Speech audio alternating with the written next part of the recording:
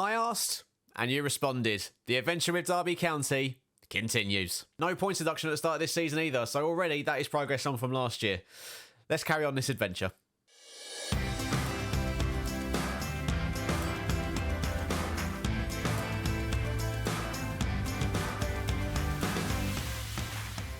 How's it going, everyone? My name is Breezy, and welcome back, of course, to the Derby County series. I hope you're all doing very, very well. As always, if you are new around here, don't forget to subscribe to the channel and drop a like on the video as well, as it massively helps me and the channel out. I asked you guys to get in the comment section in the last episode to see if we should do another season and carry this on with Derby, and oh my word, did you let me know? That's right, the response to the last episode was absolutely phenomenal, and you guys made it clear that you wanted to see me carry on this adventure with Derby, and that is exactly what we're going to do. Also, goes without saying, I hope you had a fantastic Christmas, and I hope you're going to have a fantastic New Year's Eve and New Year's Day.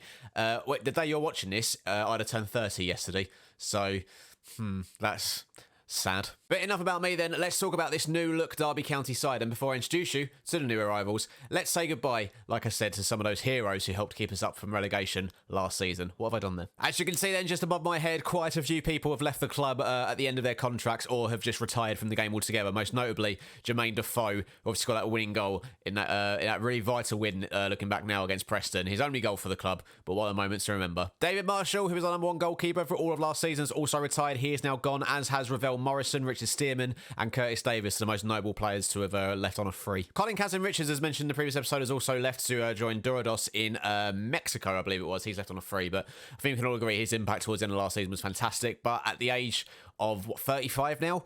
I think trying to get another season out of him would have been a bit too much to ask of him. So we figured best to let him go, get those wages off the books, and get some new blood in. And that's kind of it. Kel Roos and Ryan Alsop, both backup goalkeepers, also left on frees. They were nowhere near my plans. I didn't really think they were good enough for the starting 11 this year, and I wanted to use the money that we saved on those wages to getting a really top tier number one goalkeeper for the championship, and I believe we've done that. Let's talk about the ins. Just quickly, Dane Scarlett and Kaiki have had their loans renewed. They are both here for this coming season as well. I believe Dane Scarlett is on slightly less money than he was when he was here last season, but delighted to have him around. He didn't score a shed load, only scored 4 in 19, so he didn't score a shed load for us last season, but he's a player that's continuously improving, and I think he still can do a really good job in the championship this season. I hope anyway. If he doesn't, we'll be in a spot above her, but welcome back, Dane Scarlett. And Kaiki is back on loan as well. Once again, we are paying nothing towards his wages. It's costing us absolutely nothing to have him here, and for the impact that he had for us last season, towards the end, really steps his game up, and I think he's a really good squad player to have, so delighted to have him back on loan from City as well. The first big signing of the new season then for Derby is Daniel Bentley from relegated Bristol City. They, of course, were one of the sides that did go down last season. We're back here again.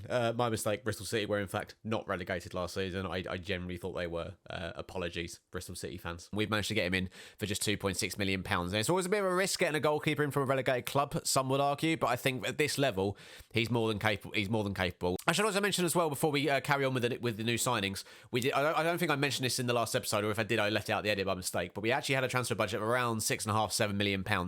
As you can see, that's the wrong screen. As you can see here, yeah, £6.4 million was the transfer budget. £22 million in the bank balance as well. So our new owner is definitely doing well to keep the financials ticking over, and hopefully it means we won't enter the red any point during this season. I hope not anyway, because after all the good work to get us out of financial trouble, to drop back into it after so soon afterwards would be pretty much disastrous. Right then, back to the new signings, and joining us on loan from Fiorentina for the season is Christian Dalla Mora. I hope I'm pronouncing that correctly anyway.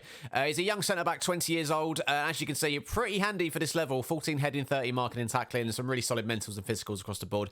Maybe not a first-team starter for us, but definitely a good squad player, and he's left-footed as well, so he can play on the left side of that back too. Next up then, a free transfer after his release from Watford is Andre Gray, a name that we're familiar to quite a few people, especially at this level of football in the Championship.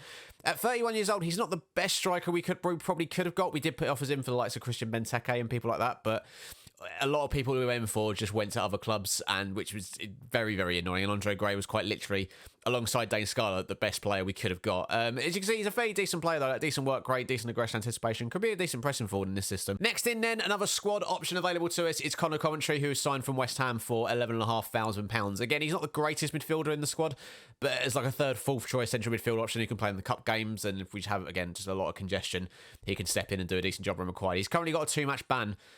He was on loan at Peterborough last season, so I assume he got sent off towards the end of the season, so he's going to miss the first 2 games of the season for us, which is annoying, but look, he's here to do a squad role, and I don't think, hopefully we're not going to miss him too much in these first couple of games. Next up, there's another centre-back option from another relegated team. Tom Lees joins us from Huddersfield for just £64,000. Didn't have a fantastic year with Huddersfield last year, but again, centre-backs was an area that we needed to improve on with the likes of Stearman and Curtis Davis going.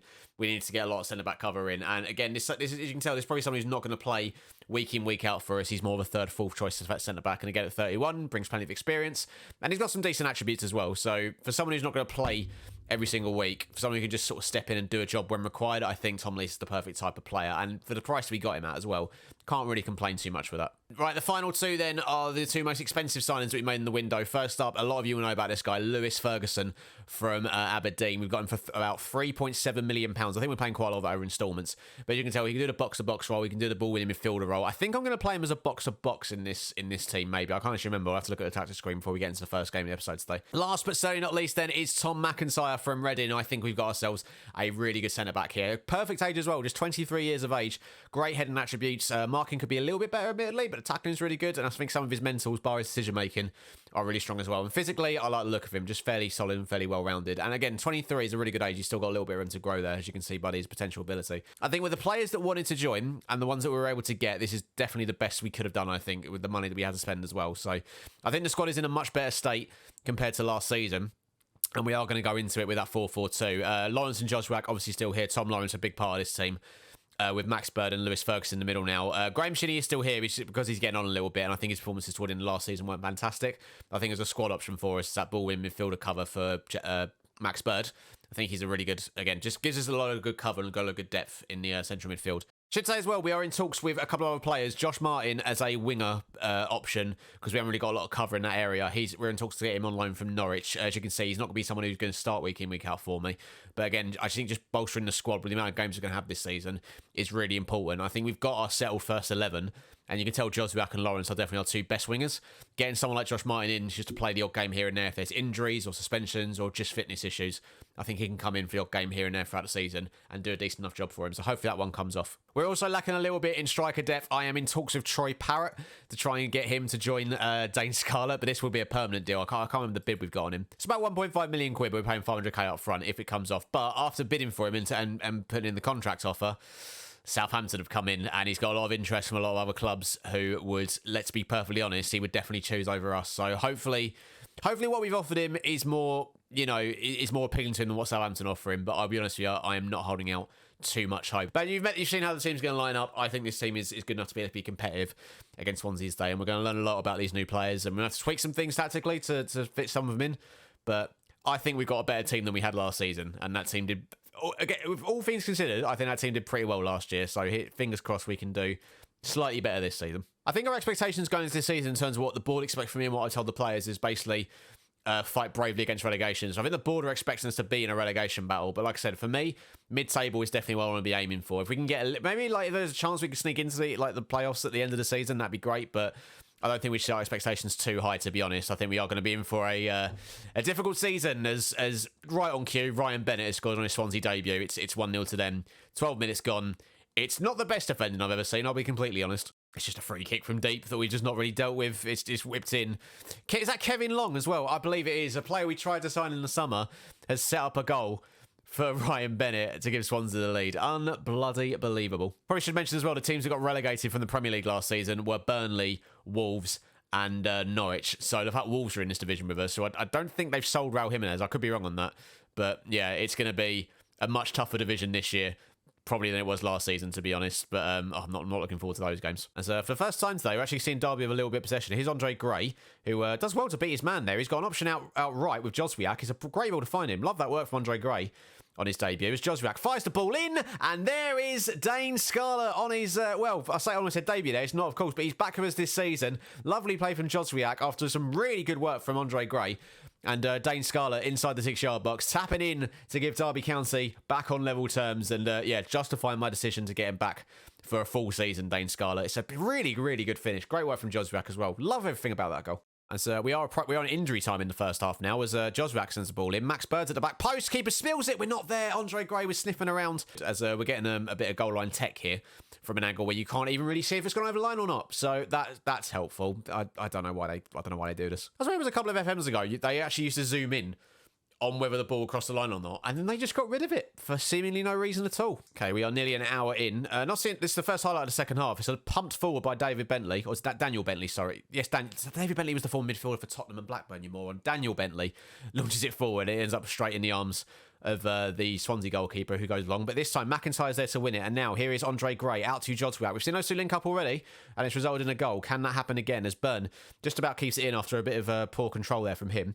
Ferguson gives it back to him. And now, can we find a breakthrough and get ourselves in front as Joswiak? He's down the right-hand side, finds Dane Scarlett again. It's a fantastic save from the goalkeeper, and Lawrence has gone down, and we have been given a penalty. I thought the chance had gone, but no, it is a penalty to Derby. Dane Scarlett is going to step up to potentially get his second goal of the game and give Derby County the lead. Oh, it's a fantastic penalty into the bottom corner, and we've completed the turnaround. He goes to the away fans to celebrate. We actually celebrate in front of the home fans. You've got to love that sort of shithousery from Dane. You really have. He mentioned playoffs, eh? I mean, was it me? I mean, I'm just saying, I've got a good feeling about the team this year. Like, not enough to go up automatically.